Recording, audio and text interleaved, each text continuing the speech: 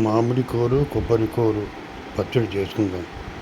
మామిడి తొక్క తీసిన తర్వాత ఈ గ్రేటర్తో మామిడికాయ తురుమాలి. మిగిలిపోయిన ముక్కల్ని చిన్నగా చేసి తురుములో కలపాలి. కండతో ఉన్న టెంకని పప్పు కోసం పక్కనట్టే పెట్టుకోవాలి. తురుములో ఉప్పు వేసి చక్కగా కలిపి పక్కన ఉంచుకోవాలి. బెల్లం ఇష్టం ఉన్నవాళ్ళు ఇప్పుడు బెల్లం వేసి కలుపుకోవాలి. ఒక చెంచా మెంతికారం వేసుకోవాలి.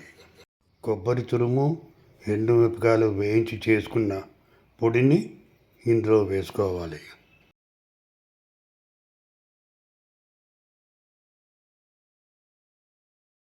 ఆపై పసుపు కూడా వేసి మొత్తం చక్కగా కలిపి గిన్నెలో తీసుకోవాలి.